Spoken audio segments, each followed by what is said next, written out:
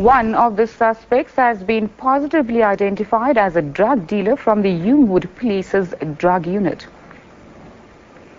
Greenpeace is upbeat about securing a second commitment period on the Kyoto Protocol during the final day of COP17 in Durban. It believes the protocol will not die in Durban. As the conference winds down, negotiators are still optimistic that a deal can be reached. Support grew yesterday for an EU plan to agree on a global climate change pact with binding targets by 2015. This after poor nations vulnerable to climate change forged alliances with developed countries. Some delegates warned the talks could still break down as the dates and the legal framework still have to be thrashed out. More than 500 families in Grootville, north of Durban, will have warm water in their homes thanks to a legacy project called iLangaLife.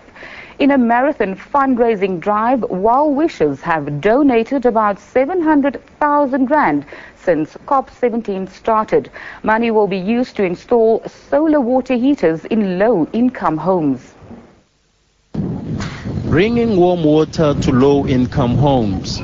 The project is spearheaded by Eskom. The Industrial Development Corporation has come on board, raising funds on the sidelines of COP17. They call it iLangaLife, a COP17 legacy project. We've had an overwhelming response. We're now able to do more than 500 solar water heaters.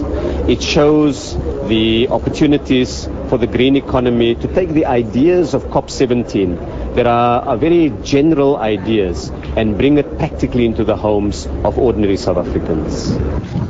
Earlier in the week, SABC News visited some of the beneficiaries of the legacy project.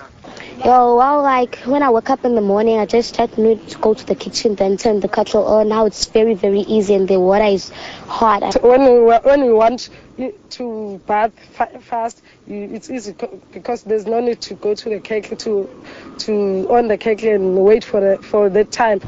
Changing the way energy is produced is an important way to mitigate climate change.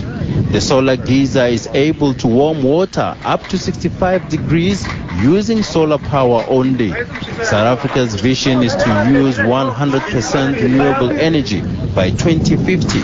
Janji Chauke, SABC News, Durban. Zimbabwean President Robert Mugabe has called for early elections to terminate his fragile coalition with rival Prime Minister Morgan Tsvangirai. The 87-year-old leader told supporters at a conference that the unity government was dysfunctional. In a 2-hour speech, Mugabe urged followers to renounce violence, saying the party could win any vote with better policies, such as the empowerment drive. Let no one believe that it's a policy we are making as a tactic for elections, It's a fundamental policy. Absolutely fundamental. They won't play any person. Mugabe is expected to be formally endorsed as ZANU-PF's presidential candidate at the end of the conference on Saturday.